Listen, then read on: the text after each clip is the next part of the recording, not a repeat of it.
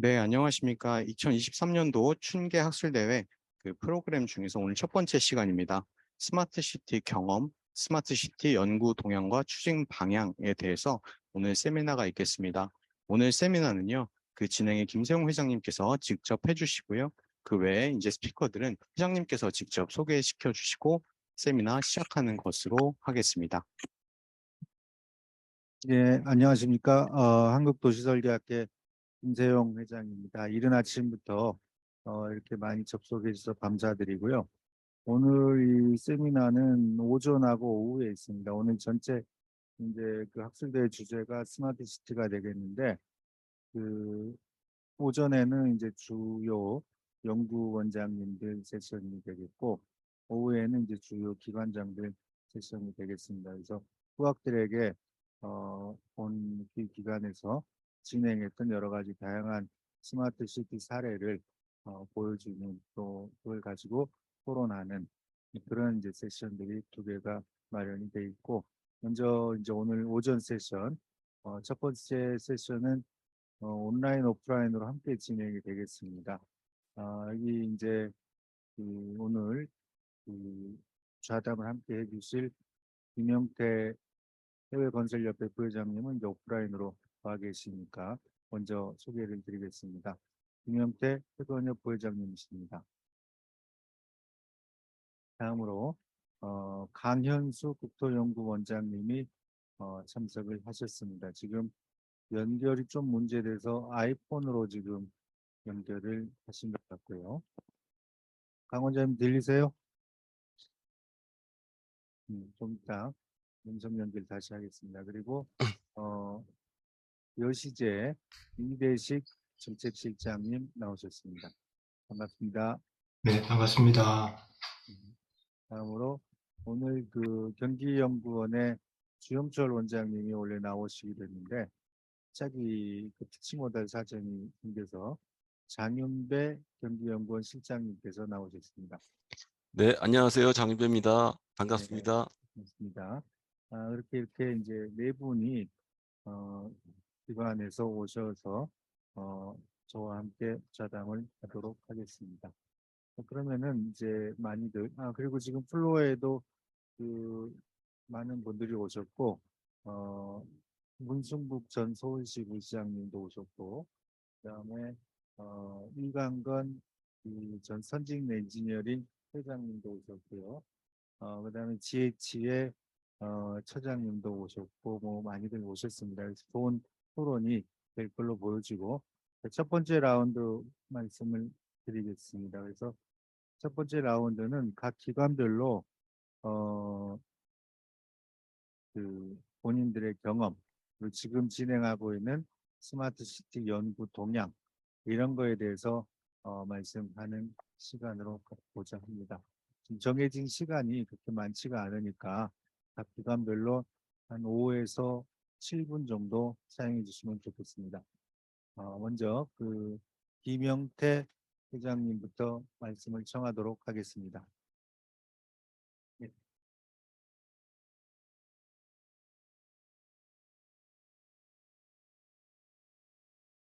네, 반갑습니다. 해외건설협회 김영태입니다. 오늘 지금 첫 번째 오전 세션은 아무래도 연구기관들이 중심이 돼서 진행이 되고 오후 세션이 이제 이 여러 가지 기관 세션인데 어떻게 제가 첫 번째 세션에 조금 잘 안 어울리게 이렇게 나와 있는 것 같습니다.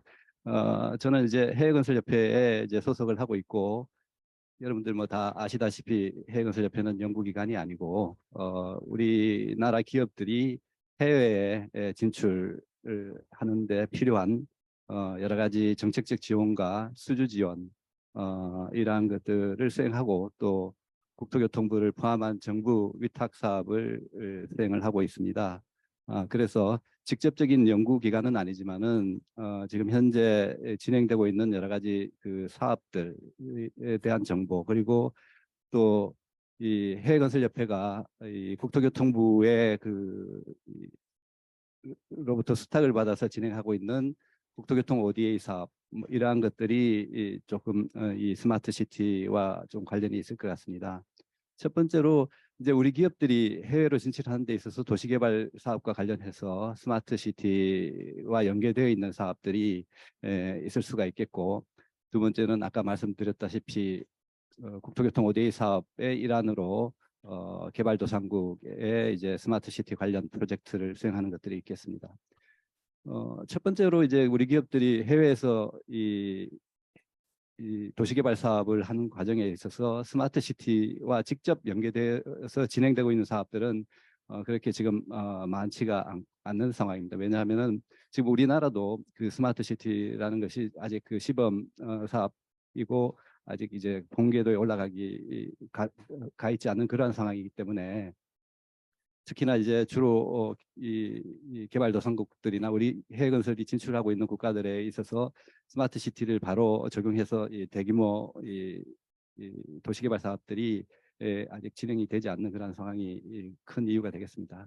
하지만은 지금 이제 그 신도시 개발을 중심으로 해서 신도시 개발을 할 때 이제 스마트 요소를 가미한 이 프로젝트를 이제 수행하고자 하는 이 국가들이 조금씩 이제 생겨나고 있습니다. 대표적인 예가 지금 인도네시아 같은 경우도 이제 이 수도 이전 사업이 지금 추진이 되고 있는데요. 그 수도 이전과 관련해서 지금 전체적인 마스터 플랜들은 이미 수립이 되어 있지만은 그 마스터 플랜과 관련해 마스터 플랜에 이 스마트 요소를 포함하기 위해서 이 인도네시아 정부가 또 우리나라 정부에게 또 요청을 해서 지금 우리나라가 그러한 이 신수도의 스마트 요소를 지금 포함하기 위한 여러 가지 그 기획 연구들을 지금 하고 있는 그런 상황입니다. 첫 번째는 그렇고, 두 번째 이제 그 국토교통 ODA에 대해서 잠깐 말씀을 드리면은, 국토교통 ODA는 2013년부터 지금 한 10여 년간 지금 추진이 되고 있습니다. 아무래도 우리나라가 이제 OECD 개발원조위원회에 2010년에 가입을 해서 그때부터 이제 본격적으로 그 코이카나 EDCF를 비롯한 양대 유무상 기관에 의한 개발협력 사업 이외에도 이제 각 부처에서 본격적으로 이제 개발협력 사업들을 자기 부처에 맞는 그 위한 특성에 맞는 사업들을 이제 추진하기 시작을 했습니다. 그래서 국토교통부도 이제 2013년부터 추진을 했고 지금 올해까지 약 10년 진행 중인데, 그동안 사업 수행 건수는 약 79건, 전체적으로 예산 규모는 약 1,600억 원 규모로 지금 수행을 하고 있습니다. 근데 좀 특징을 보면은 처음에는 이제 이 단순 컨설팅이나 마스터 플랜 사업으로 출발을 해서 지금은 이제 시범 프로젝트까지 포함해서 지금 수행을 하고 있고, 지금은 연간 예산이 약 그 300억이 조금 넘는 규모로 지금 성장을 해온 그러한 성장을 해왔습니다. 근데 이렇게 이제 국토교통 ODA에서 여러 가지 이제 그 사업들이 진행이 되어 왔는데, 이 도시뿐만 아니라 인프라 부분에서 여러 가지 이 사업들이 진행이 되어 왔는데, 이 스마트 시티와 관련된 사업들은 초기에는 그렇게 많지가 않았는데 최근에 조금씩 늘어나고 있습니다. 그래서 스마트 도시라는 것이 단순하게 이제 도시개발뿐만 아니라 도시에 들어가는 여러 가지 그 영역에서 이 그 정보통신 기술을 융합해서 이 개발을 하는 그런 것이기 때문에 교통이나 이런 부분까지 다 포함을 하고 있다라고 볼 때, 스마트 시티와 그 이 ITS 이런 부분, 도시 내 ITS 이런 부분들까지 그 스마트 시티로 좀 폭넓게 규정을 한다라면은 지금까지 이제 수행된 사업은 전체 79건 중에 14건이 그 스마트 시티와 관련된 사업이라고 볼 수가 있겠습니다. 그래서 14건들이 진행이 되어 왔고, 이 그 사업의 유형들은 보면은 이제 국가의 스마트 시티 마스터 플랜을 수립하는 것, 그 다음에 개별 도시의 마스터 플랜을 수립하는 것, 그 다음에 ITS도 이제 도시 내 ITS 시스템을 구축하는 여러 가지 구축을 하면서 뭐 녹색 도시교통 체계 이런 부분들까지 여러 가지 다양한 사업들이 진행이 되고 있습니다. 그래서 지금 이제 이 스마트 시티와 관련한 이런 그 국제개발 협력 사업이 국토교통 ODA로도 진행이 되고 있지만은 지금 현재 다른 형태로 진행되고 있는 게 이제 기재부에서 지금 주관하고 있는 KSP 사업이 있습니다. KSP는 이제 우리나라 이 개발 경험들을 이제 개도국에 공유하기 위해서 만드는 그러한 프로그램인데 이제 나리지 쉐어링 프로그램이라고 해서 이러한 프로그램을 진행하면서 이 우리나라의 그 IT 기술을 접목한 스마트 시티와 관련된 여러 가지 컨설팅 사업도 진행을 했고 또 하나는 지금 이제 국토부가 또 하나 지금 그 추진하고 있는 KCT 네트워크이라고 해서 개도국의 스마트 시티와 관련된 컨설팅을 필요한 그러한 국가들로부터 신청을 받아서 이 컨설팅 사업을 해주는 그러한 프로그램이 있습니다. 이 프로그램은 지금 카인드라고 해서 카인드에서 지금 위탁을 받아서 수행을 하고 있습니다. 그래서 지금 그렇게 보면은 이제 국토교통 ODA와 그 KSP 그다음에 이 KCT 네트워크 이런 프로그램을 통해서 이 스마트 시티와 관련한 국제 개발 협력 사업이 지금 추진되고 있다고 보면 될 것입니다. 그래서 지금 제가 그 국토교통 ODA로 지금까지 약 14건의 사업이 추진되었다라고 이제 말씀을 드렸는데 제가 이제 뭐 직접적으로 그 사업을 지금 들여다보고 있는 것도 있고 관리하고 있는 것도 있고 또 과거에 진행이 된 것도 있습니다. 근데 지금 우리가 지금 이 그러한 사업들 수행하는 데 있어서 이 스마트 시티라는 것이 지금 여러분들도 다 아시다시피 이 우리나라에서도 지금 개념이나 이런 것들부터 해서 개발 유형이나 이런 것들이 아직 그 계속 발전하고 있는 그러한 단계이기 때문에 지금 개도국의 이러한 내용을 가지고 개발 협력 사업을 추진하는 데서 여러 가지 조금 어려운 점이 있는 것 같습니다. 하나는 이제 이 스마트 시티와 관련한 이 개발 협력 사업을 그 추진하고 있는 주체들 각 플레이어들이 아직 이 전반적으로 그 스마트 시티를 이제 그 수원국 우리 협력국에 그러한 사업을 추진하는 데 있어서 이 수원국의 이 특징 여러 가지 환경 이런 것들을 이제 고려해서 수행하기보다는 이제 우리나라에서 수행해왔던 그런 경험들을 조금 일방적으로 좀 전수해오는 그런 경향들이 조금 있는 것 같습니다. 그래서 이 사실 우리가 그 개발 협력을 하는 대상국들은 전반적으로 기본 인프라 그리고 정보통신 인프라가 이렇게 발전이 되지 않는 그러한 국가들임에도 불구하고 우리나라의 경우와 상당히 다른 그런 상황입니다. 그래서 우리나라에서 스마트한 거하고 이제 우리가 얘기하는 그 협력국의 스마트한 것이 조금 다를 수밖에 없는데 지금 조금 우리가 그 가지고 있는 경험을 그대로 조금 전수하는 경향들이 있어서 사실 그렇게 진행이 됐을 때 그런 컨설팅 사업들은 제대로 수원국에서 성공적으로 후속으로 연결되거나 이 추진되기가 어려운 그런 상황입니다. 그래서 지금 우리도 지금 그 개발 협력 사업과 관련 스마트 시티와 관련한 개발 협력 사업을 이제 수행하는 데 있어서 조금 이제 이 트라이얼 에러 그러니까 시행착오들 조금 이제 겪으면서 이제 본격적으로 제대로 궤도에 올라갈 것 같습니다. 특히 이제 우리가 이 개발 협력 사업을 접근하는 데서 가장 그 기본적인 것은 이 개발 협력국 우리가 그 협력국이 전반적으로 그 처하고 있는 인프라나 여러 가지 그 인적 역량 이런 것들 충분히 고려해서 전반적인 이 스마트 시티를 추진하는 데 있어서 여러 가지 이 중장기 로드맵을 이제 만들어 주는 것이 가장 필요한 것 같습니다.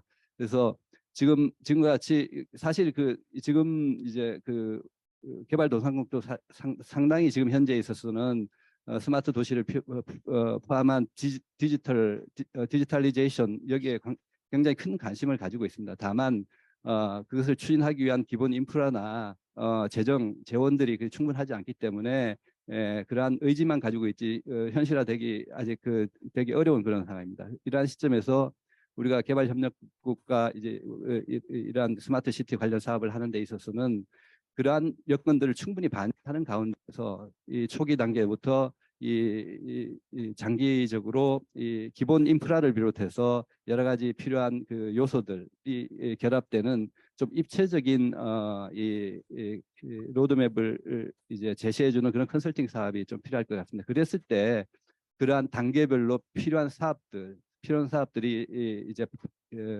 제시가 될 수 있을 것이고 그 필요한 사업들을 구체적으로 어떤 재원으로 어떻게 추진할 것인가 하는 그러한 부분들이 이제 현실적으로 제시될 때 우리가 컨설팅부터 시작을 해서 구체적으로 사업을 같이 공동 협력할 수 있는 그러한 그렇게 될 수가 있을 것 같습니다.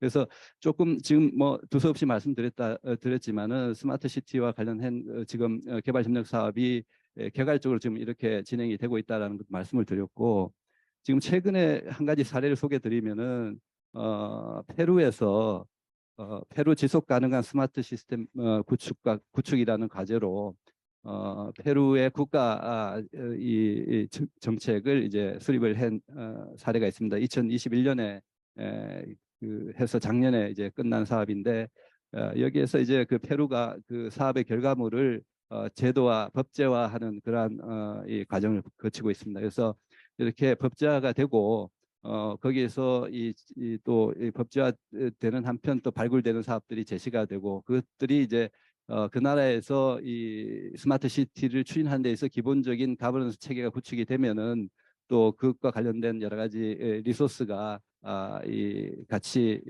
발굴이 되고 후속으로 연결될 수 있는 그러한 사례가 될 수 있을 것 같아서 지금 법제화된 사례를 하나 소개를 드렸습니다. 이상으로 간단하게 말씀을 마치겠습니다.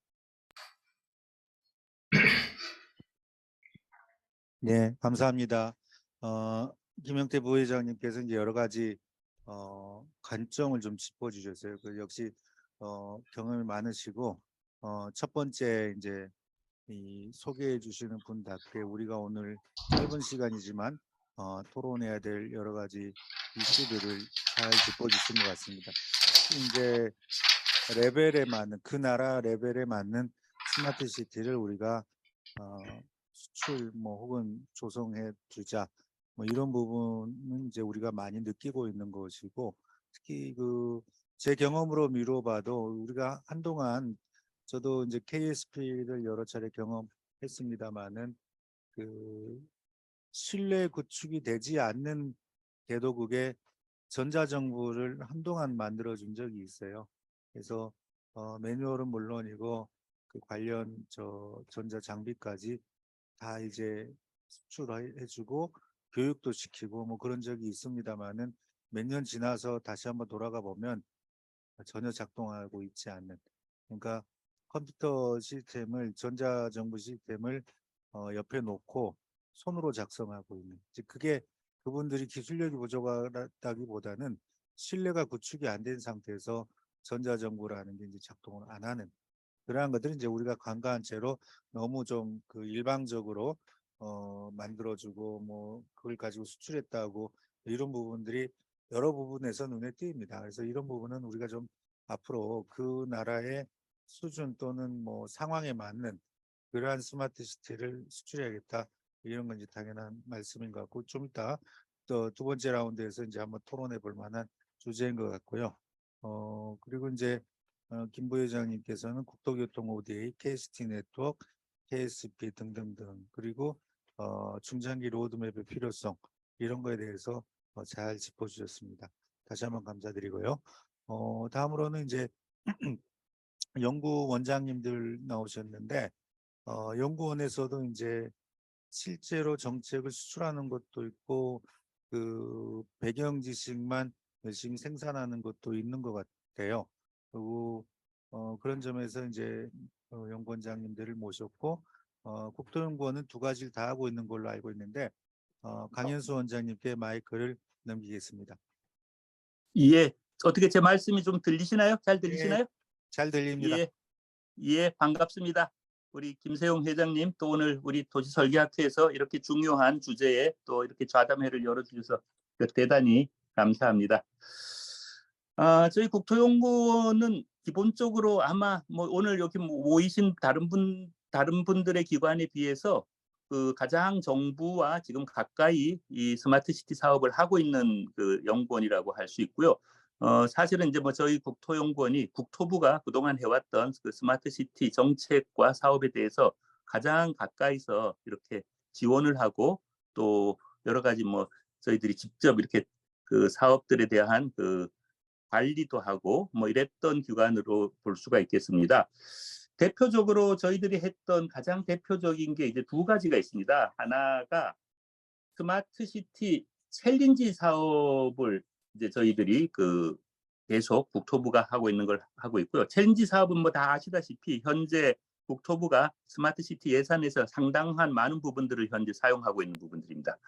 즉 업체와 지자체가 이렇게 팀을 짜서 그 각 지역에서 맞게 그 각 도시의 그 스마트 시티 사업들을 이렇게 공모하는 방식이고요. 이때는 이제 그 민간 기업과 지자체가 함께 그 지역의 어떤 솔루션과 그 여러 가지 그 시스템에 대해서 안을 만들어서 공모를 하게 되면은 선정을 해서 국토부가 지원해 주는 사업입니다. 이 부분에 대해서는 지자체의 관심도 많고 민간 기업들의 관심도 좀 많은 사업이고요. 그 이전에 저희들이 쭉 2019년부터 해왔던 사업은 스마트 도시 인증제라는 것을 운영하고 있습니다. 이게 스마트 시티가 과연 무엇이냐, 그리고 어느 정도가 이제 스마트 시티냐, 뭐 이런 것들이 좀 사실은 굉장히 그 논란도 많고 좀 복잡한 영역이기 때문에 이 스마트 도시 도입 수준의 파악과 어떤 도시 간 비교를 위해서는 이게 이제 인증이 좀 필요하고요. 그래서 국가가 어느 정도 지원을 하기 위한 근거도 되고, 또 저희들이 이제 앞으로 도달해야 될 목표를 달성하기 위해서도 스마트 도시를 인증하는 그런 것들을 지금 우리 정부가 하고 있고, 이것이 이제 스마트 도시 법에 담겨 있습니다. 그래서 스마트 도시법 제32조에 국토교통부 장관은 스마트 도시의 수준 향상 및 산업 활성화를 촉진하기 위하여 다음 각 호의 사항에 관하여 인증을 할 수 있다, 이렇게 돼 있고요. 첫 번째가 스마트 도시 자체를 인증합니다. 두 번째는 스마트 도시 기반 시설을 인정하고요.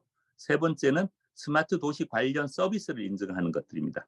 그래서 저희들이 그 이 스마트 도시 인증제를 설계하고 운영 관리하는 데 있어서 지금 국토교통부를 지원하고 있습니다. 그러다 보니까 뭐 결과적으로 이제 크게 이제 두 가지 국토교통부의 스마트 도시 사업을 지원하고 있다고 말씀드릴 수가 있는데, 하나는 인증제라는 것을 통해서 그 여러 가지 그 표준이나 스마트 도시에 관련된 그런 것들, 두 번째는 국토부가 의욕적으로 추진하고 있는 챌린지 사업을 이제 관리하고 지원하는 그런 것들을 저희들이 하고 있다고 말씀드릴 수가 있고요. 그 다음에 이 스마트 도시 종합 계획이라는 것들을 수립하게 되어 있는데, 이게 5년에 한 번씩 수립하게 되어 있습니다. 그래서 지금 현재 저희들이 제4차 스마트 도시 종합 계획 수립 연구 용역을 지금 현재 하고 있습니다. 지금까지 1차, 2차 스마트 도시 종합 계획은 이름이 스마트 도시가 아니었습니다. 다들 아시다시피 1차와 2차는 유비쿼터스 도시 종합 계획이라고 했고요.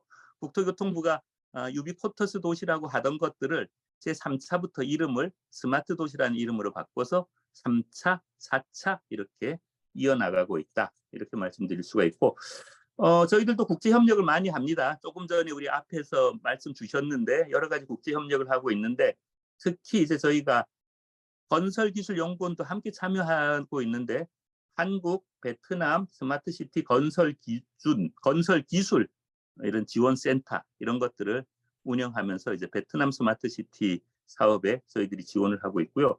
최근에 가장 좀 특이했던 것은 저희들이 이제 좀 저희 본부 내에서 여러 가지 다른 부처들하고 이제 협력을 해서 탄소 중립 스마트 도시를 위한 탄소 공간 지도 수립하는 연구를 하고 있습니다. 이 부분은 이제 앞으로 이게 스마트 도시가 생태 도시 혹은 에코 도시 쪽으로 좀 가야 된다는 생각에서 탄소 중립에 대해서 어떻게 스마트 도시 기술이 기여할 수 있을까, 이런 것들을 좀 고민하면서 이 탄소 배출을 공간 지도로 만드는 데 있어서 스마트 도시 기술이 좀 적용될 수 있지 않을까, 뭐 이런 점에서 저희들이 그런 작업들을 좀 해왔다, 이런 말씀을 드리고요. 그 외에 뭐 여러 가지 또 기타 좀 연구들, 좀 학술적인 연구들, 그 다음에 국제 비교들, 이런 것들을 하고 있고, 작년 재작년에는 그 저희 국책 연구기관들이 모여 있는 경제인문사회 연구회가 있는데, 이 국책 연구기관들이 모여 있는 경제인문사회 연구회에서 그린 도시와 스마트 도시를 결합해 보자. 그래서 그린 도시와 스마트 도시를 결합해서 저희들이 나름대로 에코 스마트 도시라고 이름을 붙였는데, 그 에코 스마트 도시 개념을 가지고 글로벌하게 한번 좀 나가보자. 그래서 이 전 세계 도시들에게 적용할 수 있는 어떤 보편적인 에코 스마트 도시 모델을 만들고 그걸 가지고 제3세계 도시들의 발전에 저희들이 기여할 수 있는 어떤 플랫폼 같은 것들을 좀 만들어 보자. 뭐 이런 것들을 해가지고 국제연구기관들 몇 개가 함께 만들어 놓은 보고서들이 있습니다. 나중에 인터넷에서 다 이렇게 자유롭게 다운로드가 될 수 있으니까 뭐 그런 것들을 좀 참조할 수가 있겠습니다. 여기까지만 먼저 말씀드리겠습니다. 감사합니다. 네, 강 원장님 감사합니다. 저도 국토연에서 나온 좋은 보고서들 자주 찾아보고 있는데 아주 꼼꼼하게 잘 연구하셔서 항상 감사드리고요. 특히 이제 국토연에는 그 해외 도시 관련한 아마 센터가 있죠, 거기는. 예, GDPC라고 글로벌 그렇죠. 개발 예. 협력센터가 있습니다. 예. 그래가지고 긴밀하게 서로 이론하고 현실 적용을 잘 이제 엮어서 하시는 것 같아서 더 보기가 좋고요. 특히 이제 그 지난번에 제가 베트남 가니까 건기원에서 파견된 직원들도 상주하고 있더라고요. 예, 그렇습니다. 센터. 건설기술연구원이 베트남에서 센터를 운영하고 있습니다. 그죠. 그 있고 그다음에 이제 국토부 주재관도 또 있고 그래가지고 이제 베트남이라든가 이제 그 인접 국가들의 스마트시티를 전파하는데 많은 노력이 국가적 차원에서 있는 것 같고 이론적인 배경을 또 국토원에서 잘 주시고 있는 것 같아요. 그래서 지금 아까 김영태 부회장님하고 강현수 원장님 말씀하신 것 여기까지만 봐도 벌써 굉장히 다양한 사업들 강 원장님 이야기하신 인증제라든지 챌린지 사업이라든지 뭐 이런 것들 지금 꾸준히 지금 나오고 있는데 여러 가지 지금 다양한 사업들이 굉장히 많은 공간에서 이루어지고 있는 것을 우리가 확인할 수가 있습니다.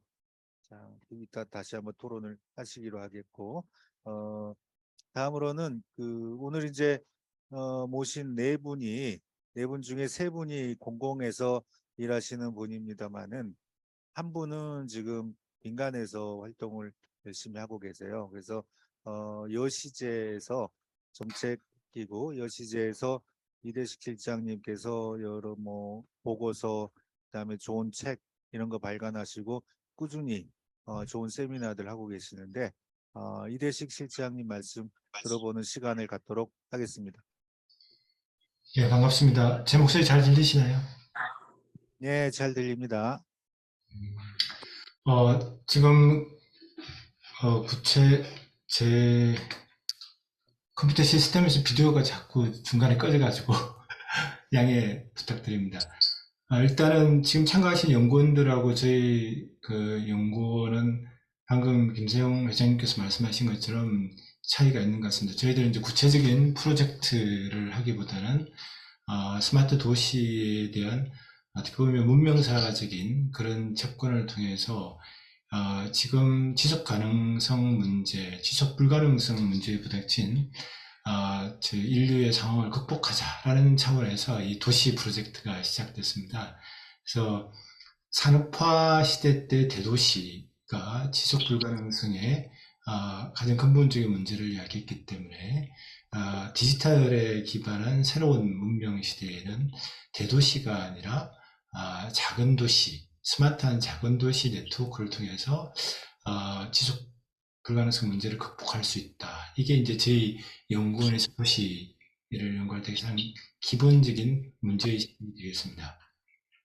그래서 저희들은 일단은 출발은 기존의 산업화에 기반한 대도시가 어떤 지속 불가능성 문제를 야기하고 있는가. 한마디로 대도시가 지속 불가능성에서 사회적인 문제까지 자연 기후뿐만 아니라 사회적인 문제까지 심각한 문제를 일으키고 또한 도시뿐만 아니라 농촌의 소멸도 이야기하고 있다라는 문제의식에 기반해서 이 두 개를 극복할 수 있는 대도시가 기존에 갖고 있는 혁신성과 창조성을 살리고 농촌의 자연성과 공동체성도 살리면서 도시와 농촌이 함께 공존하고 새로운 문화를 만들 수 있는 그런 도시 모델이 무엇일까를 찾는 데 있고요. 기본적인 개념으로 이제 디지털에 기반하면서 지속 가능하고 또 동양과 서양의 가치들이 조화를 이루는 그런 도시 모델을 만드는 데 집중하고 있습니다. 그래서 여러분이 들으시기에는 굉장히 추상적인 느낌이 되실 텐데요. 그래서 기본적으로는 그 재택근무, 원격 교육, 원격 의료에 기반해서 산업 경쟁력과 또 삶의 질을 동시에 올릴 수 있는 그런 도시 모델을 찾고자 실제로 그 재택근무와 원격 교육, 원격 의료 관련 각 분야의 전문가들을 모셔서 미래 도시에서 이런 것들이 적용될 수 있는 가능성들에 대해서 함께 논의하고 솔루션을 찾는 그런 세미나들을 시도를 하고 있고요. 또한 저희들이 3D 모델을 한번 다수 기업하고 협력해서 저희들의 이 개념에 맞는 3D 모델을 만드는 작업도 했습니다. 지금 현재 집중하고 있는 것은 이런 강소도시 네트워크에 기반한 새로운 도시, 스마트 도시 모델이 시범적으로 실시될 수 있는 지역들은 어딜까라고 해서 특히 아세안에서 도시화율이 낮고 동시에 기존 기득권의 반발이 작은 그런 곳들을 좀 찾아서 기초조사와 함께 도시를 만들 수 있는 가능성에 대해서 함께 논의하고 있습니다. 대표적인 게 이제 중국이었는데 동시에 최근에 집중하고 있는 것은 아세안입니다. 그래서 아까 말씀하신 인도네시아 수도 이전 문제 말씀하셨는데 저희들은 거기에서도 큰 문제가 대도시에서 대도시로의 이전이라고 하는 것들이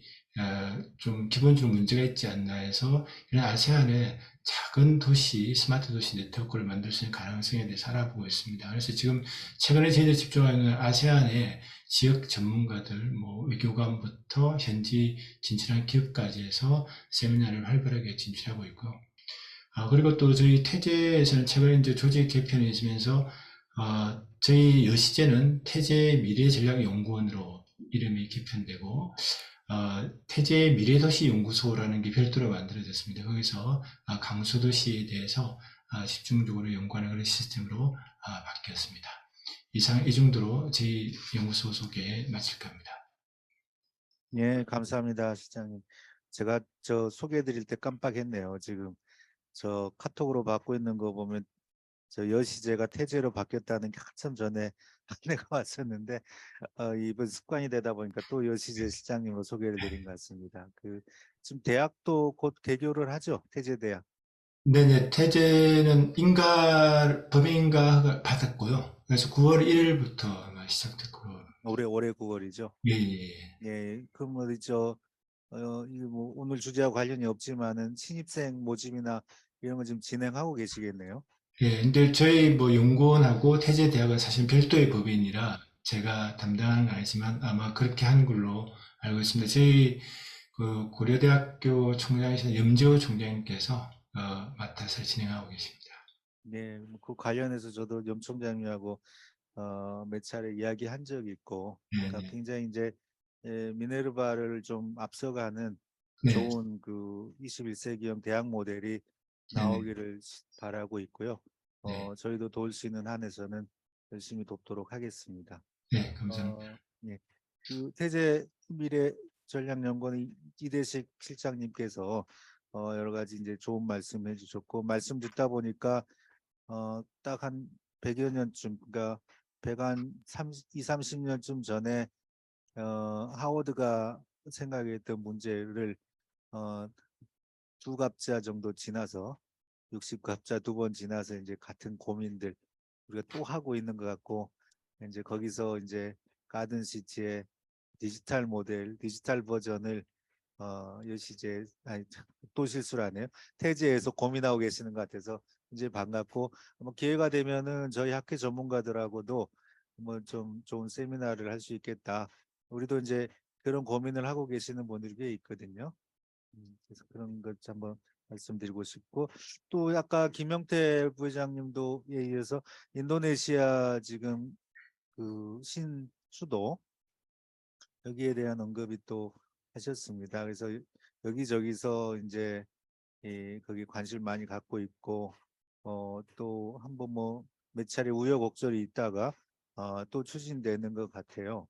그래서 그런 부분들도 이제 우리 국내에서 전문가들이 어떻게 좀 잘 참여할 수 있을 것이냐, 이런 부분들. 저도 오래전에 자문단 뭐 이런 걸로 들어가는 있는데 이게 끊겼다 말았다 이런 것 같아요. 지금 근데 어쨌든 그 아시아에서 그러니까 그 중동에서 지금 네온 말고 아시아에서 보다 더 현실적으로 접근할 수 있는 그런 좋은 공간이라고 보여집니다. 그래서 그런 부분에서도 이제 우리가 한국형 스마트시티를 일부 적용할 수 있는 그런 좋은 사이트가 아닌가 이런 생각이 듭니다.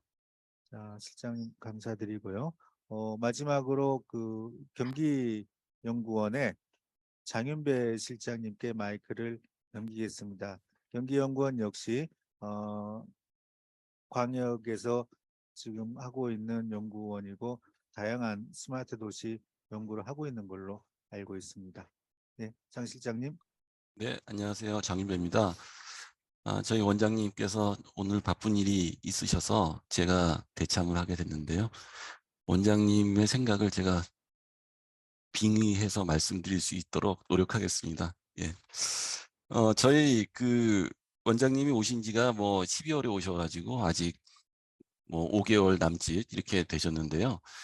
그러면서 그 우리 민선 8기 그 우리 지사님의 그 비전이라든지 그런 부분에 대해서 관심이 굉장히 많으시고 열심히 지금 보고 계시는데 그 중에 하나가 아까 말씀하신 것 중에 그 근무 형태 변화, 원격 근무라든지 그런 부분이 이제 출퇴근 문제가 경기도에서 굉장히 심각한 문제로 돼 있기 때문에 그런 문제를 근본적으로 해소할 수 있는 부분이 그런 원격 근무라든지 어떤 그 첨단 기술을 이용한 근무 형태 변화 그런 게 있는 것 같습니다. 그래서 그쪽으로 굉장히 관심이 많으셔서 비슷한 생각을 가지고 계시구나 하는 생각이 들었었고요. 또 하나가 아까도 나왔듯이 그 탄소 중립 부분 이것도 굉장히 관심이 많으세요. 그래서 탄소 중립을 할 수 있는 어떤 스마트 기술이라든지 그게 도시 발전 방법과 개발 방향과 연계할 수 있는 방법들 이런 거 관심이 많고요. 에너지 부분도 그렇고 그리고 교통 부분에서도 우리가 그 경기도의 아주 중요한 그 인프라 중에 하나인 GTX 부분이 있지 않습니까? 이런 부분하고 그 첨단 그 모빌리티, 그러니까 UAM 포함해서 그런 부분에 대해서도 굉장히 관심이 많습니다. 그래서 앞으로 우리가 연구해야 될 부분인 것 같고요. 어떤 그 경제 어떤 경영이라든지 ESG 경영 그런 부분도 굉장히 관심이 있어서 이러한 그 스마트 기술하고 굉장히 연관이 돼 있는 부분이기 때문에 저희가 앞으로 계속 연구해 나갈 부분인 것 같습니다. 저희 그 광역 그 연구기관이다 보니까 이게 그 국책기관하고 지자체하고의 좀 차이점이 있는 것 같습니다. 저희가 광역에서 할 수 있는 그 어떤 스마트 시티에 대한 영역들이 사실은 어느 정도 한정돼 있기 때문에 저희가 이제 지금까지 했던 연구들이 조금 더 제약적이었고 특히 연구했던 부분이 한 2016년, 18년 요 당시에는 그 당시에 뭐 4차 산업혁명 등등 해서 이러한 그 기술 발전, IT 기술 발전에 대해서 관심이 굉장히 많았던 시기였기 때문에 그 당시에는 연구들이 많이 돼 있었습니다. 그래서 스마트 시티라는 주제로도 여러 가지 연구가 이렇게 됐던 기억들이 있고요.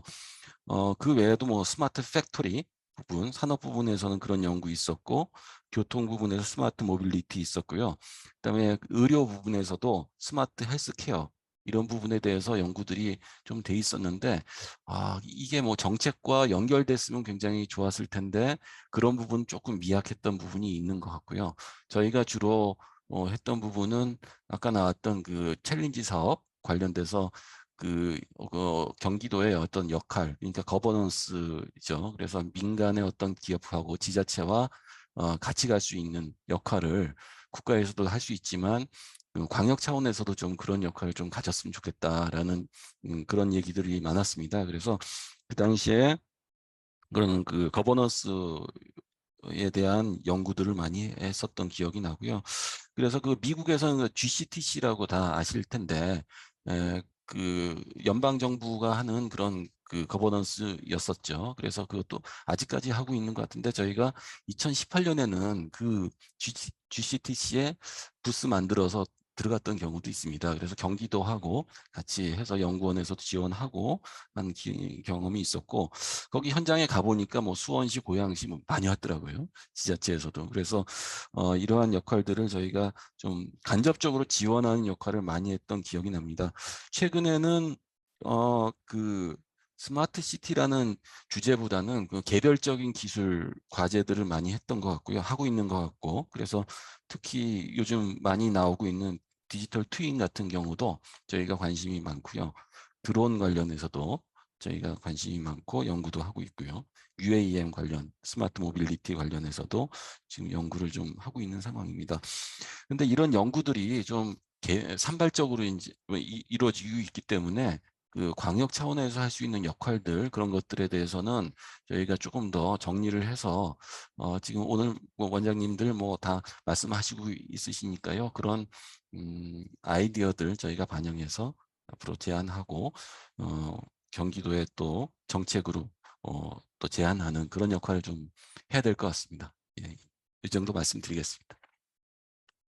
예, 장 실장님 감사합니다. 지금까지 광역에서, 그러니까 경기도에서 진행하고 있는 이제 여러 가지 그 연구나 사업에 대한 서포트 이런 것 쭉 말씀해 주셨고요. 그러니까 이제 전반적으로 보면 우리나라가 그 스마트 도시 연구라든가 이런 것들이 꽤 앞서 있는 나라입니다. 전 세계적으로 봤을 때. 그래서 특히 이제 한국에서는 그 정책은 그 국토위원을 중심으로 해서 많이 이제 국가 주도로 마련하고 있고, 또 아우리에서도 나오고 있고, 그 다음에 기술은 이제 건기연이라든가 이런 곳에서 많이 이제 연구가 이루어지고 있고요. 이제 이게 광역 단위로 가면은 경기연, 서울연 등에서 또 서울기술연 이런 데서도 또 많이 이제 정리를 하고 있고, 또 실행 차원에서 가면은 그동안 이제 LH, GH, SH가 또 주도적으로 많이 최근에 이제 K워터까지 만들어 오는 그런 사례들이 되겠고, 이제 세계적인 차원에서 보면은 조금 그 특이한 사례에 속한다고 볼 수가 있겠어요. 민간이 주도가 아니라 국가가 주도하는, 또 정부가 주도하는 그런 대형 인프라로서의 스마트 도시 또는 그 이전의 그 UCT 이런 것들이 상당히 한국적인 K 스마트 시티 모델로서 외국에서는 많이 인식이 되고 있는 것 같습니다. 근데 이게 과연 앞으로도 지속 가능할 거냐, 또는 이게 올바른 거냐, 또는 급속하게 변화하는 기술을 따라갈 수 있는 시스템이냐, 이런 거에 대해서는 많은 논란이 있을 수 있습니다. 그래서 우리가 이제 그동안에 뭐 UCT라고 네이밍된 거는 40개 이상을 지금 전국에 만들었고, 그게 이제 뭐 작동하고 안 하고를 떠나서 말이죠. 그리고 최근에는 이제 세종이라든가 에코델타라든가 대형 사업들을 또 하고 있고, 또 광역 단위에서도 이제 일부 뭐 몇 군데를 하고 있고, 계속해서 이제 사업들이 정부 주도로 많이 나오고 있는데, 이러한 부분에 대해서 앞으로 이제 우리가 어떤 그 시각을 갖고 이걸 추진하고 보다 더 잘 되게 하기 위해서, 또는 어떤 비판적 사고를 갖고 이걸 대해야 되는지, 이런 부분에 대해서 간략하게 말씀을 해주시면 좋겠어요. 이게 이제 뭐 꼭 지금까지 해온 우리 거를 그냥 까고 비판하고 뭐 이러자는 자는 아니고, 분명히 장점도 있습니다. 장점도 있고 단점도 있으니까 이 경험 많으신 전문가 선생님들께서 한번 그 두 번째 라운드에서는 첫 번째 라운드에서 지적하신 내용하고 연계시켜 가지고 말씀을 해주셨으면 좋겠습니다. 생각하실 시간 등등 필요하니까 동일한 순서로 오프라인에 계시는 김영태 회장님께 먼저 마이크를 넘기도록 하겠습니다. 네, 그동안 또 다른 기관에서 좋은 말씀 들었고, 지금 이제 주제는 정부 주도의 이러한 스마트 시티 추진 전략 자체가 여러 가지 어떠한 의미가 있고 거기에 대한 평가나 이런 제언 뭐 이런 순서인 것 같습니다. 사실 스마트 시티라는 것은 이제 뭐 개념 정립부터 이제 여러 가지 논란이 있어 왔고, 뭐 다른 다양한 개념들이 제시가 되어 왔지만은 뭐 기본적인 것은 디지털, 특히 ICT 기술을 이제 여러 가지 도시 개발과 접목을 해서 이 도시 서비스와 관련한 효율성을 높이고 서비스의 질을 향상시키고 그리고 한편으로는 비용을 절감하고 이러한 목적으로 이제 추진이 되는 것들이 전반적인 공감대인 것 같습니다. 그래서 편익이라고 할 때 우리가 추진하고자 하는 편익이라고 할 때 정부 서비스의 효율성을 높이고 공공 서비스의 효율성을 높이고 또 도시 서비스의 질을 향상을 하고 이 서비스 제공하는 데 있어서 비용을 절감하고 이러한 것들이 이제 편익이라고 얘기를 하고 있는데 사실 초기 단계에서 그러한 편익들이 실제로 구현되기가 어려운 그런 상황입니다. 왜냐하면은 여러 가지 기술적인 이런 것들이 이제 계속 그 테스트를 해서 발전시켜 나가는 그러한 가운데서 이제 우리가 그러한 편익들을 이제 거둬낼 수 있다라고 보여집니다. 그래서 초기 단계에서는 어느 부분이나 마찬가지지만 정부의 지원이나 정부의 이 주도로 이러한 전략들이 추진될 수 있는 것이 조금 불가피한 부분들이 있는 것 같습니다. 그래서 우리나라도 이 국가나 지자체, 정부 주도로 이러한 사업들이 지금 드라이브가 걸려서 지금 추진이 되고 있는 것 같습니다. 그래서 지금 양대 이 세종시나 부산 양대 시범도시도 이제 정부가 예산을 투여해서 이 시범도시를 구축을 하고 그 과정에서 각 이 플레이어들의 기술 향상이나 이런 것들을 도모하는 그러한 앵커 전략으로 우리 정부가 이제 기본적으로 추진하고 있는 것 같습니다.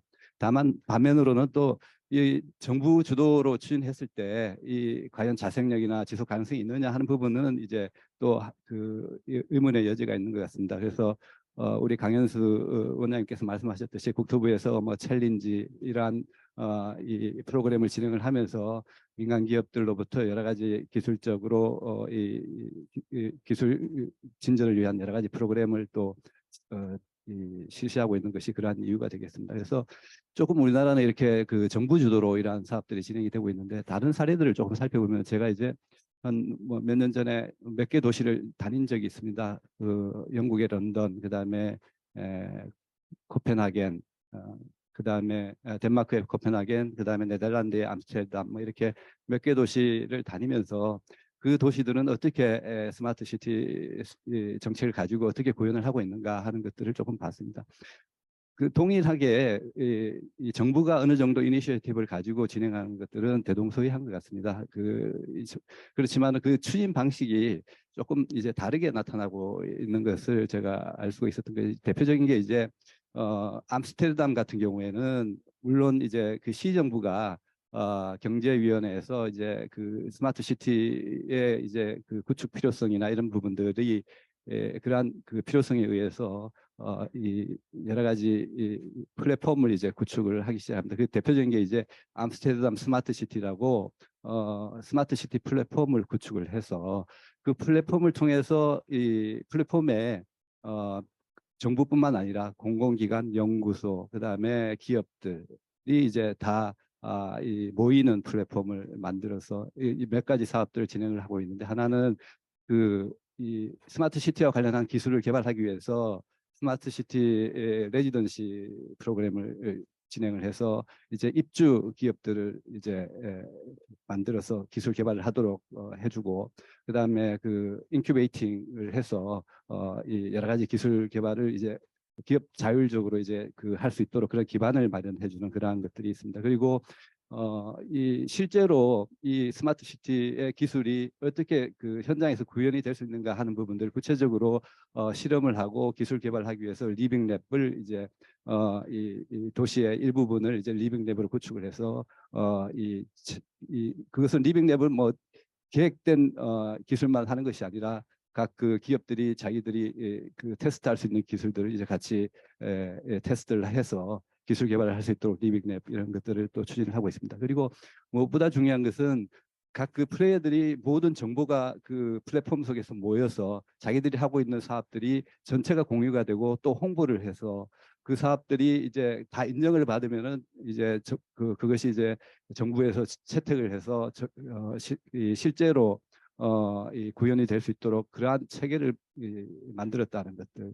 그래서 상당히 그 개방적이고 그 여러 가지 주체들이 자율적으로 주도적으로 참여할 수 있는 그러한 것들을 만들어서 이 스마트 시티의 원래의 목적인 기술 개발이 원래 목적이 아니라 스마트 시티를 통해서 우리가 무엇을 하고자 하는가. 무엇을 하고자 하는 것은 뭐 궁극적으로는 그 도시의 지속 가능한 발전에 기여할 수 있도록 우리가 아까 전에 그 뭐 탄소 문제, 뭐 기후 변화 문제도 나왔지만은 궁극적으로 도시 문제를 해결하고 도시의 지속 가능한 발전을 하기 위해서 우리가 이러한 기술을 발전을 시키고 그것을 현실에 적용을 하고 이런 것들이기 때문에 기본적으로 그런 목적 하에서 이 다양한 이 방법들이 배치가 되어야 된다라는 것들을 이제 실증적으로 좀 보여주는 사례인 것 같습니다. 그리고 이러한 사례들이 좀 우리나라하고는 좀 다른 방식으로 좀 진행이 되고 있기 때문에 우리나라가 이제 국가 주도로 예산을 투여해서 기술 발전하는 것은 단기적으로 기술 수준을 좀 높이는 데 기여할 수 있지만은 조금 이제 지속 가능성 있게 추진해 나가기 위해서는 이런 방법도 동시에 조금 고려가 되어야 되지 않겠는가 하는 부분들이 생각이 좀 듭니다. 네, 이상입니다. 네, 김 부회장님 감사합니다. 저도 많이 동감하고요. 그러니까 국가가 주도하고 정부가 주도하는 게 실제로 좀 필요합니다. 그 예를 들어서 몇 년 전에 이제 구글이 토론토에서 하고자 했던 스마트 도시가 결국 이제 좌초되고 이런 것들은 사실 이제 민간의 한계라든지 뭐 이런 것들을 많이 보여주는 것 같고요. 근데 이제 다만 그 스마트 도시를 정부 또는 공공이 처음에 만드는 데 있어서 플랫폼을 만들고 손을 떼느냐 아니면은 프로젝트 베이스로 끝까지 끌고 가느냐 이런 문제는 우리가 조금 좀 고민해 봐야 될 뭐 그런 문제라고 생각이 되고 그다음에 이제 방금 말씀하신 그 좋은 지적해 주셨는데 무엇을 위해서 이걸 하느냐 어떤 그 산업하고 처음부터 연관지어 가지고 가느냐 아니면은 더 나은 삶의 질이라든지 가버넌스 과정에서 이거를 같이 태우느냐 이러한 문제가 역시 우리가 지금 좀 고민하고 부족한 거를 좀 보완해야 될 그런 이슈라고 생각이 듭니다. 좋은 말씀 감사드리고요. 다음으로는 그 강현수 원장님께 마이크를 넘기도록 하겠습니다. 예, 말씀 잘 들었습니다. 그 뭐 거의 대부분의 분들이 다 비슷하게 생각하겠지만 우리 대한민국 스마트 도시의 특징은 국가 주도고 그다음에 신도시 중심이죠. 뭐 그렇게 된 것은 우리나라 그냥 스마트 도시뿐만 아니라 대한민국의 그 여러 가지 그 도시 개발 과정 자체가 국가가 주도했고 또 신도시 중심으로 했다는 그런 특성을 여전히 스마트 도시 정책에서도 그게 반영하고 있는 게 아닌가 이런 생각이 듭니다. 그게 뭐 저희들의 그 경로 의존성이라고도 볼 수가 있겠죠. 거기다가 이제 조금 더 보탠다면은 조금 전에 우리 김세용 회장님이 말씀하셨던 것처럼 일단 구축 중심입니다. 그러니까 만들어 놓는 것까지고요. 그 다음에 이걸 운영하는 것까지는 사실은 관심이 좀 없고 또 실제로 중앙정부가 운영까지 챙기기에는 역부족이죠. 또 그래도 되는 것도 아니고요. 그러다 보니까 만들어 놓고 그 다음부터는 사실은 좀 관심에서 떨어지는 게 사실입니다. 저기다가 제가 한 가지 특징을 더 보탠다면은 우리나라 스마트 도시는 또 상당 부분이 해외 진출용이라는 또 의미가 있는 것 같아요. 왜냐하면은 이 스마트 도시 정책이 우리나라에서 이렇게 갑자기 이렇게 부각된 가장 큰 이유 중에 하나도 뭔가 이 도시개발, 한국형 도시개발 과정을 제3세계나 다른 개발도상국에 이제 좀 수출하고 싶다는 그런 열망이 막 겹치면서 국토교통부에서도 장관님이나 뭐 이런 분들이 굉장히 관심을 가지고 또 아시안과 이렇게 교류할 때 있어서 이 스마트 도시가 일종의 그 아시안과 외교 관계에서 뭐 이렇게 좋은 우호로 관계를 맺는 데 있어서 어떤 그 촉진제 역할을 한 것도 또 이게 또 사실입니다. 그래서 뭐 다시 한번 제가 정리해 본다면 우리나라의 현재 특징이 중앙정부 주도, 신도시 개발 중심, 그 다음에 운영보다는 일단 구축까지, 그리고 해외 도시개발 수출용, 뭐 이렇게 이제 좀 말씀을 드릴 수가 있겠는데요. 이제 이게 각 나라마다 보니까 이게 스마트 도시가 이제 전 세계적으로 유행하는 굉장히 전 세계적으로 유행하는 상품입니다. 그러니까 학계에서도 그렇고 이제 도시 우리 뭐 각종 그 시장님들 또 여러 가지 도시 거버넌스 쪽에서도 스마트 도시가 굉장히 유행하는데 유행하는 가장 큰 이유를 제가 보기에는 이 개념 자체가 굉장히 그 유연하고 또 적용할 그 대상이 풍부하고 심지어 굉장히 모호하기 때문이라고 생각을 합니다. 개념이 모호하니까 엄격한 개념이 아닌 거죠. 그러다 보니까 이제 모든 분야에서 다 스마트 도시란 이름으로 일들을 추진할 수가 있는데 뭐 다 아시겠지만 유럽 같은 경우에는 이 친환경 생태 도시 쪽이 이제 스마트 도시의 좀 굉장히 그 핵심이고요. 거기에 비하면은 중국이나 뭐 이런 데는 어떤 감시 사회, 통제 시스템, CCTV를 통한 어떤 그 국민 통제 같은 것들의 목적들도 또 스마트 도시에 여러 가지 또 기반이 되는 것 같고요. 개발도상국 일반은 말 그대로 급격한 그 도시화에 따른 도시 개발 수단으로서 이 스마트 도시가 좀 각광을 받는 것 같습니다. 그런데 이제 저희들이 한국형 스마트 도시를 가지고 해외에 진출할 때 사실 현장에서는 굉장히 많은 어려움을 봉착합니다. 왜냐하면은 또 이게 여러 가지 한국형대로 가다가도 그 현지 사정하고 이게 맞지가 않으면은 이게 적용하기가 굉장히 어려운 거고 이게 도시는 뭐 핸드폰이나 자동차가 아니고 이러기 때문에 사실은 한국형 도시라는 게 다른 나라 도시에 적용이 될 수가 없는 거죠. 말 자체가 이제 좀 모순이라고 생각을 하고요. 여기서 제가 생각하는 가장 핵심은 각 나라가 어떠한 스마트 도시를 필요로 하느냐, 각 나라와 각 도시가 과연 어떠한 스마트 도시를 필요로 하는가가 지금 가장 큰 핵심인데 사실 개발도상국이 생각하는 스마트 도시는 당면한 급격한 도시화 과정에 대응하기 위한 스마트 도시이기 때문에 첨단 정보통신 네트워크가 필요한 스마트 도시는 아니거든요.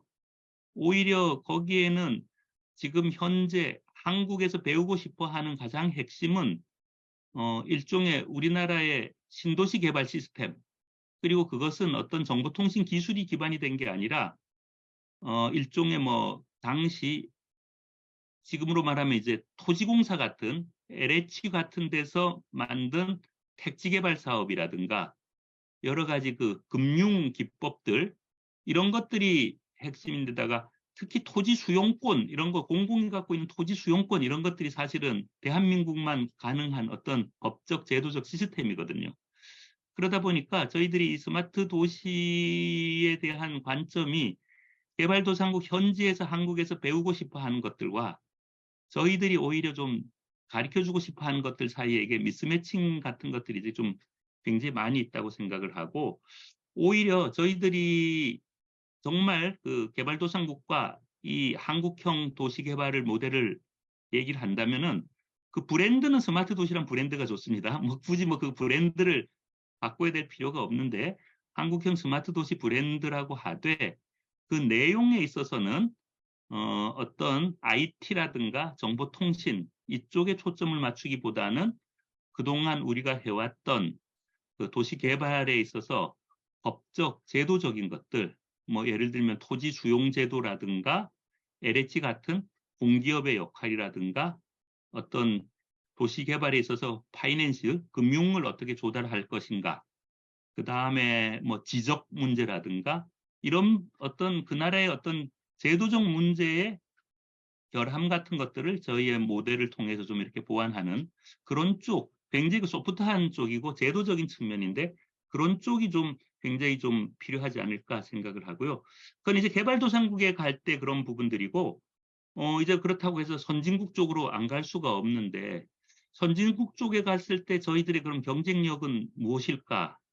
이렇게 생각을 해보면은 그 부분 확실히 저희들이 좀 데이터라든가 이런 쪽은 확실히 좀 선진국보다는 조금 더 좀 초점이 좀 강한 점들이 좀 있는 것 같습니다. 그래서 선진국하고 갈 때는 좀 이렇게 작은 규모의 어떤 우리나라 그 지구나 이런 데서 생성됐던 다양한 그 데이터들, 예를 들면은 저희들 같은 경우는 어떤 도시 내에서의 온실가스 데이터라든가 자동차 통행 데이터라든가 사람들 간의 네트워크 데이터라든가 저희들이 수집할 수 있는 다양한 그런 데이터를 가지고 어떤 그 도시를 대시보드 형태로 파악하거나 분석하고 모니터링하고 그리고 그것을 가지고 시민들에게 공유하고 이런 부분들은 저희들이 IT 기술이 굉장히 발달해 있기 때문에 선진국에는 조금 좀 먹히지 않을까 이런 생각을 해봤습니다. 그다음 어쨌든 뭐 국내 도시들에 있어서는 가장 큰 문제가 사실은 전 앞에서도 말씀주셨지만 거버넌스인 것 같아요. 그래서 중앙정부, 그 다음에 각 도시정부, 그다음에 시민사회, 이 거버넌스를 스마트 도시라는 걸 통해서 이제 어떻게 구현하느냐 이런 부분들인데 그 부분에 있어서는 지방 정부와 시민사회의 역할이 좀 더 커지지 않으면은 여전히 계속 중앙정부 주도로 갈 수밖에 없고 그러다 보면은 마지막에 가서 운영 측면이나 지속 가능한 운영 측면에서 조금 좀 애로가 생기지 않을까 이런 걱정을 좀 하고 있습니다. 여기까지 말씀드리겠습니다. 네, 감사합니다, 원장님. 세세한 지적 감사드리고요. 그러니까 이제 마지막에도 말씀하셨습니다만은 운영 유지 관리가 참 우리가 앞으로 해결해야 될 큰 문제예요. 그러니까 스마트 도시 이전에 UCT라는 이름으로 만들어 놓은 게 제 기억에 아마 한 40-대여섯 개쯤 될 거예요. 그러니까 이게 중앙정부에서 조성하고 지자체로 이관한 이후 거의 지금 작동 안 하고 있는. 그래서 저도 이제 얼마 전에 서울시 몇 년 전에 있을 때 마곡을 조성하고 나서는 그걸 강서구에 뭐 인프라는 이양을 했지만 그 기금을 만들었던 기억이 납니다. 그 기금을 가지고 그러니까 개발이익에서 일부를 떼내서 그 기금을 조성하고 그 기금으로 유지 관리하게 하는. 뭐 그렇게 하지 않으면 기술적인 사항의 업데이트라든지 데이터 컬렉션이라든지 이런 부분들이 기초에서 감당하기는 좀 어려운 부분들이 아직 많습니다. 우리나라가. 이런 부분 앞으로는 이미 만들어진 걸 어떻게 좀 잘 계속해서 지속적으로 유지 관리할 거냐도 중요한 문제일 것 같아요. 그리고 역시 말씀하신 대로 개도국에서 한국의 도시가 스마트하다고 하는 거는 사실 이제 제가 경험해 보면 그러니까 뭐 외국에서 강연하거나 개도국 강연하거나 나오는 질문 토론 이런 거 들어보면 그때 스마트는 패스트 같아요. 빨리 만든다. 주로 이제 그런 쪽에 뭐 그분들 입장에서 보면 스마트한 거예요. 몇십 년 걸려도 못 만드는 거를 3년 만에 만들고 4년 만에 만드니까. 그러니까 이런 부분에 대해서는 이제 우리가 역시 그 수요자 요구에 맞춰줘야 될 만한 이런 부분도 생각을 해봐야 될 것 같습니다. 네, 감사드리고요. 다음으로 다시 이대식 이번엔 제가 제대로 소개하겠습니다. 태제 미래전략연구원 실장님께 마이크 넘기겠습니다. 네, 앞에 너무 좋은 말씀 많이 해주셔서 많이 배웠습니다. 제가 공감하는 것은 사실 저희 태제에서는 인간의 삶을 총체적으로 바꾸는 거에 관심이 있기 때문에 도시뿐만 아니라 굉장히 여러 부분 안에 프로젝트가 연구를 하는데 거기서 공통되게 저희들이 느끼는 한국이 정말 선진국이 되기 위해서 업그레이드 되기 위해서 가장 중요한 면은 모든 분야에서 매니지먼트 부분이 너무 약하다. 오히려 그걸 갖다가 포기하고 있는 그런 느낌이 든다라는 겁니다. 우리가 흔히 애플 모델을 할 때 애플이 가장 수익을 많이 창출한 것은 디자인 부분도 있지만 사실은 AS 이후에 되는 서비스 부분의 매니지먼트 가장 큰 수익을 얻는 거고요. 최근에 우리나라에서 재생에너지를 많이 하지만 중국의 모델에서 가장 큰 부분은 사실은 역시 매니지먼트 부분에서 이익이 가장 많이 납니다. 저희들이 스마트 시티를 할 때도 가장 큰 문제는 도시를 총체적으로 계속 유지하고 관리하고 업그레이드하는 매니지먼트 부분이 대책이 없다라는 거고요. 그 부분에서 제가 이제 스마트 시티의 개념이 굉장히 중요하다. 스마트 시티는 이제 이미 모든 분이 말씀하셨지만 기술을 적용하는 것이 아니고 새로운 라이프 스타일을 만드는 것이고 그 라이프 스타일을 새로 선도적으로 창출함으로써 사실은 새로운 산업혁명을 주도하게 되는 지점인데 만약에 우리가 기술 적용 부분만 적용한다면 거기에 일부 조력한 일종의 스마트 시티의 하층 국가가 될 수밖에 없는 겁니다. 스마트 시티의 새로운 산업과 새로운 인류의 삶의 그 패러다임을 만드는 차원이다라는 것을 저는 좀 명확하게 이해할 필요가 있다고 생각됩니다. 예를 들어서 옛날 꼬르비지에가 너무나 잘 아시겠지만 전기에 기반한 새로운 산업혁명을 적용하고 엘리베이터를 적용하고 전기를 적용하면서 실제로는 새로운 삶과 사회를 만들어 던 것과 마찬가지로 저희들이 스마트 시티를 물론 이제 옛날에 자동차가 등장할 때 자동차 산업을 통해서 2차 산업혁명을 만들 때도 세계 곳곳에 마차는 달리고 말은 달리고 있었습니다. 그 자동차를 적용시킬 때 그 현지에 맞게 자동차를 적용 필요는 있었지만 어디까지나 어쨌든 새로운 산업혁명을 각 현지에 맞게 적용한다라는 차원으로 접근했던 것이죠. 말씀하신 것처럼 저희들 아세안을 하면서 ASCN이라고 하는 아세안 스마트시티 네트워크를 봤더니 아세안 사람들은 이미 회장님이나 보통 원장님께서 말씀하신 것처럼 스마트시티 할 때 스마트를 디지털이라든지 첨단으로 전혀 생각하지 않고 각 도시 혹은 심지어 마을의 문제를 스마트하게 해결한다. 라는 그 스마트의 디지털은 전혀 필수 요건으로 들어가 있지 않다는 것을 확인을 했는데요. 근데 그랬을 때 우리가 이 문제를 바라보는 관점은 현재 낙후한 지역의 문제를 스마트하게 해결했지만 결국은 그 방향은 4차 산업혁명 쪽으로 갈 수밖에 없다는 거죠. 이 삶을 갖다가 어떤 방향으로 가느냐를 정확하게 집어넣는 게 중요하고, 그랬을 때 저는 제 이제 옛날 시대, 지금 태제에서 스마트시티 관련할 때, 이건 교육도 바꾸고, 일도 바꾸고, 의료도 바꿔야 되고, 그리고 이 모든 것을 전체적으로 관리하는 거버넌스도 바꿔야 되니까 각 분야의 전문가들 불렀을 때, 이건 결국은 국가가 플랫폼을 만들어서 해야 될 일을 우리가 지금 하고 있구나 라는 생각이 들었습니다. 근데 문제는 국가가 플랫폼을 만들 때 최근에 정부도 그렇지만 저희들이 항상 대선 블랙홀에 임하면서 항상 일관된 그런 정책을 하지 못하는 측면도 있고, 또 하나 측면은 국가는 어디까지나 서비스하는 주체입니다.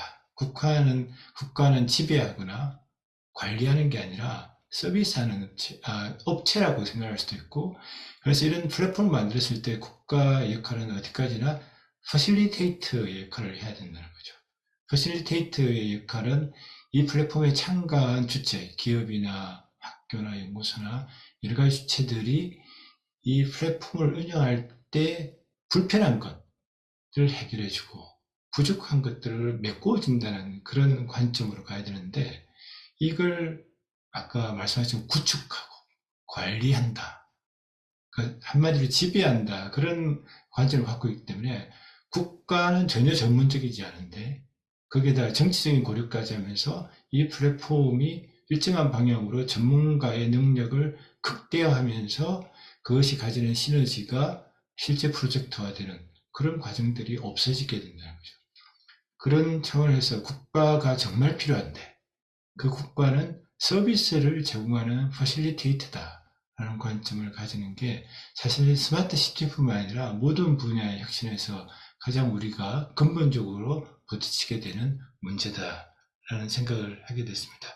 그래서 이 지점에서 이런 오늘과 같은 이런 협의들이 국가와 민간 사이에서 굉장히 중요한 의견을 제기하고 또 그야말로 퍼실리테이트가 될 수 있는 그런 자리가 되었으면 하는 바람이 큽니다. 이상입니다.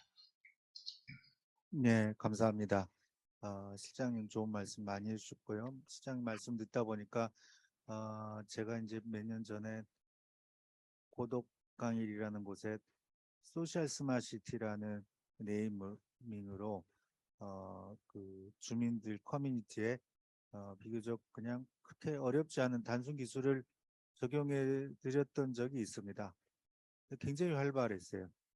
그러니까 우리가 뭐 이렇게 막 보통 그 시범 도시에 하는 뭐 그런 거창한 기술들이 아니라 굉장히 이제 그 중급 뭐 어떤 분들은 이제 그걸 따뜻한 기술이라고도 하는데 그런 것들을 집어넣었을 때 커뮤니티가 굉장히 활성화되는, 그러니까 유럽에서 이제 많이 하는 리빙랩 이상의 성과들, 그런 것들이 계속해서 지속적으로 이제 그쪽에서 네트워크가 이루어지고 채취 문제를 스스로 해결하는 이러한 것들로 변화되는 걸 보면서 이게 방금 말씀하신 중앙의 역할, 국가의 역할 어디까지인가, 이런 부분들을 우리가 한번 좀 진지하게 고민해야 될 이런 생각을 한 2, 3년 전에 한 적이 있는데 역시 지금도 유효한 것 같아요. 아직도 우리나라에서 만들어지고 또 표방되고 있는 많은 스마트 도시들이 그것과는 조금 거리가 있는 그러한 상황에서 만들어지고 있고, 특히 이제 벌써 세 번째 정부 이어지는 겁니다. 세 번째 정부 이어지면서 스마트 도시가 중요한 국가 발전 전략으로 뭐 무슨 5대 전략, 7대 전략 이렇게 해가지고 지금 가고 있는데, 과연 이 부분에 있어서 우리가 조금 좀 그 클릭을 다시 해야 될 그럴 상황이라고 보여집니다. 좋은 말씀 다시 한번 감사드리고요. 마지막으로 그 경기연의 장윤배 실장님께 마이크 넘기도록 하겠습니다. 경기도는 이제 네. 중앙하고 또 다른 광역 차원에서 해결해야 될 문제가 굉장히 많은 것 같아요. 그래서 이제 경기원에서 이제 그걸 여러 고민을 하셨고 문제 해결을 위해서 많은 노력을 하신 걸로 알고 있는데, 장 실장님께 마이크를 넘기도록 하겠습니다. 네, 저희 경기도에서도 그런 고민을 많이 했습니다. 그래서 광역에서 할 수 있는 역할, 지자체와 광역과 그 기술과 할 수 있는 역할을 좀 고민을 많이 했었고요. 그래서 그 당시에 한 2018년 정도 제안을 했던 내용은 데이터 공유 플랫폼 형식으로 만들자. 그래서 경기도가 그런 역할을 하고 거기에 이제 국가가 해야 될 지금 하고 있는 역할을 경기도에서 일부 하자라는 그런 제안들도 했었습니다. 근데 그런 역할이 사실 광역에서 하기에는 굉장히 힘든 상황이었고, 그런 것들을 담당할 수 있는 부처가 사실은 마땅하지 않았다라는 거죠. 그래서 이러한 그 주택 도시라든지 그런 영역에서 하기에는 굉장히 벅찬 부분이었고, 그렇다 보니까 또 산업 경제 쪽에서 하기에도 굉장히 역할이 좀 확실하지 않은, 그러니까 분야 간의 어떤 중간적인 역할이 있는 것 같아요. 그래서 그런 부분이 좀 진행이 좀 어려웠다라는 말씀을 좀 드리고 싶고요. 아까도 뭐 미국의 GCTC 말씀을 드렸는데, 저희가 그때 한번 얘기를 들어보니까 그 연방 정부가 여기에 관여를 하고 여기에 지원을 해주는 이유가 무엇일까 저희도 궁금했거든요. 근데 그쪽에서 얘기하는 바로는 일단 기술적인 부분은 다 해결이 된 거 아니겠느냐. 기술은 있다라는 거죠. 기술은 있는데 그런 기술을 실제 지자체 사업과 지자체와 연결시켜주는 부분, 그게 안 돼 있다 아직은. 그래서 그러한 역할을 연방정부에서 해주고 그런 지원들을 해주는 역할을 국가에서 연방에서 해줘야 되지 않느냐, 그런 개념이었습니다. 그래서 사실 저희도 보면 그 기술적인 부분이 사실은 굉장히 궁금한 부분이 많거든요. 그래서 이전에 있었던 뭐 얘기들, 그러니까 뭐 주차장 관리라든지 어떤 쓰레기 처리에 대한 자동화라든지 뭐 에너지 부분에 대한 도시 에너지 관리라든지 그런 부분들이 이전에 뭐 몇 년 전만 해도 굉장히 얘기가 많이 나왔었는데 지금은 또 얘기가 그런 얘기는 없거든요. 그런 거 보면 기술은 굉장히 발전하고 있는데 그 기술을 연결해 줄 수 있는 어떤 도시 관리와 연결해 줄 수 있는 그런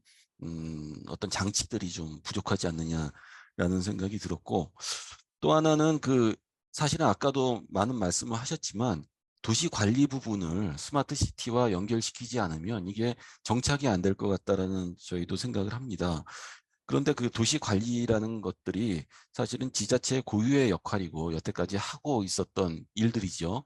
그래서 이러한 스마트 기술을 접목시키면 빠르고 편리하게 이루어지는 부분이 있지만 안 되는 거를 하는 건 아니다라는 거죠. 그래서 민간이 들어와서 기술을 접목시켜서 갔을 때 이러한 도시 관리 분야에서 할 수 있는 어떤 민간의 역할, 그러니까 뭐 수익이라든지 어떤 그런 부분을 가져갈 수 있는 부분이 크지 않지 않느냐라는 부분이고, 이러한 스마트 기술을 이용해서 어떤 새로운 산업에 대한 어떤 그런 창출, 그런 것들이 있지 않으면 스마트 시티라는 부분이 기술로서는 그 민간에서 참여하기가 굉장히 어렵지 않느냐라는 생각이 듭니다. 그래서 이전에 얘기했던 빅데이터 플랫폼 같은 경우에도 이전에 굉장히 많이 얘기가 나왔었던 것 같습니다. 그래서 뭐 오픈 API를 이용해서 데이터를 기존에 있었던 기기별로 데이터를 통합하고 그런 통합된 데이터를 빅데이터가 나올 수밖에 없기 때문에 그런 빅데이터를 민간의 어떤 제공을 통해서 그 산업으로 어떤 연결시키는 그러한 과정들이 이렇게 얘기가 됐었는데 사실은 이러한 부분들이 그 아주 초대기업, 그러니까 우리 얘기하는 뭐 구글이라든지 그런 국제적인 기업에서는 이러한 것들이 가능하지만 우리 국내 업체에서 이러한 데이터를 만들어서 이거를 가공해서 어떻게 산업화시키는 부분은 굉장히 어렵다라는 거죠. 한계가 있다라는 거죠. 그래서 이러한 부분이 그 민간에 대한 어떤 수익 기술 수익이라든지 이런 부분 참여할 수 있는 방법들 이런 것들이 좀 돼야 지속성이라든지 그런 것들이 나올 것 같습니다. 그래서 저희도 그런 부분에 대해서 그러니까 국가가 지금 초기 단계에서 지원을 하고 그 민간 기업의 어떤 참여를 연결시켜주고 그런 그, 그 시작 단계에서 역할이 굉장히 중요하지만 이걸 지속성 있게 유지 관리해 나가기 위해서는 민간이 여기서 어떤 수익을 창출할 수 있는 방안들 이런 것들에 대한 고민들이 좀 필요하지 않느냐라는 생각을 해봤습니다. 네, 이상입니다. 예, 감사합니다, 전 시장님. 민간 참여 제약에 대해서 이제 많이 우리가 안타까워하죠. 그리고 사실 저도 이제 그런 경험이 좀 있는데, 참 그러니까 예를 들자면 도쿄 외곽에 가면은 파나소닉이 조성한 후지사 타운 같은 게 있어요. 그걸 이제 그 파나소닉 자체의 제품이라든지 뭐 이런 기술들을 일종의 주민들하고 계약을 해가지고 테스트베드로 쓰고 있는 거죠. 그러면서 회사도 좋고 주민도 좋고 뭐 지자체도 좋고 뭐 그런 식의 이제 스마트 도시가 운영이 되고 있는 곳들이 조금씩 있습니다. 근데 한국에서 뭐 예를 들어 경기도 같으면은 뭐 삼성, SK 충분히 할 수 있는 여건인데 그런 부분들이 우리 어떤 제도적인 제약이라든가 또는 이제 이 사회적인 시각 이런 것 때문에 참 되기 힘든 상황 이런 게 좀 안타깝죠. 특히 이제 서울보다 경기도는 그런 잠재력이 굉장히 큰데도 불구하고 우리가 후지사와 같은 거를 지금 만들어내지 못하고 있는 거는 사실 제도적인 문제가 제일 큰 것 같습니다. 그래서 제가 이제 그래서 아까 처음에 이제 두 번째 라운드에 화두를 던진 게 국가가 계속 이렇게 끌고 가는 게 도대체 맞는 거냐, 이게 지속 가능한 거냐 이런 부분들 우리가 한 번쯤은 이제 지금 시점에서 되돌아봐야 될 것 같고요. 그렇지 않으면은 스마트 시티가 계속 비슷비슷한 것만 나올 수 있는 그런 한계가 보입니다. 그래서 앞으로 이제 오늘 이제 운을 뗐으니까 많은 전문가님들과 함께 또 그런 자리들 계속 도시설계학회에서 만들어 가고자 하고요. 시간이 좀 지났으니까 랩핑을 하겠습니다. 스마트 도시를 제가 언젠가 로드맵 만드는 작업에 참여했을 때 보니까 그게 벌써 한 5, 6년 더 됐는데 개념만 그러니까 데피니션만 200개 정도 됐던 것 같아요. 전 세계적으로. 지금은 이제 더 늘어났겠죠. 그래서 저희 연구실에서도 하나를 또 만들어서 하나를 더 했던 적이 있는데 그러다 보니까 여기저기 다 붙일 수 있는 겁니다. 모호했고. 그리고 사실 우리가 냉정히 생각해 보면 도시라는 게 스마트하지 않았던 적은 없죠. 인류 역사상. 스마트한 사람이 모이고 스마트한 기술이 모이고 뭐 그래가지고 만들어지는 게 그동안 도시였어요. 그러니까 굳이 스마트 안 붙여도 되는 겁니다. 우리가 지금 이야기하는 것들. 다만 이제 많은 분들이 지적해 주셨습니다만은 이러한 대전환기 때 우리가 뭔가 지금까지 해왔던 것과 좀 다른 방식의 도시를 만들자 이런 생각들이 모여서 스마트 도시가 되는 또 그걸 앞에 간판으로 붙이고 여러 가지 일들을 추진해 가는 그런 상황으로 보여집니다. 그 상황에서 우리가 항상 학회가 또 많은 전문가님들 모시고 좌표가 되고 나침반이 되는 그러한 역할을 꾸준히 해야 될 것 같습니다. 오늘 아주 시간이 좀 아쉬운데요.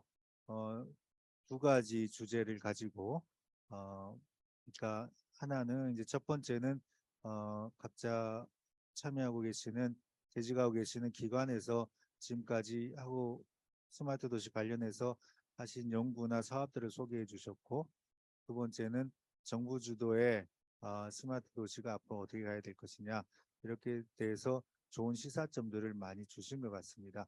학교에서 이거 잘 기록하고 향후에 또 모시고 또더 많은 전문가님들과 함께 중요한 또 진척을 이뤄낼 수 있기를 기대하면서 오늘 마무리를 하도록 하겠습니다.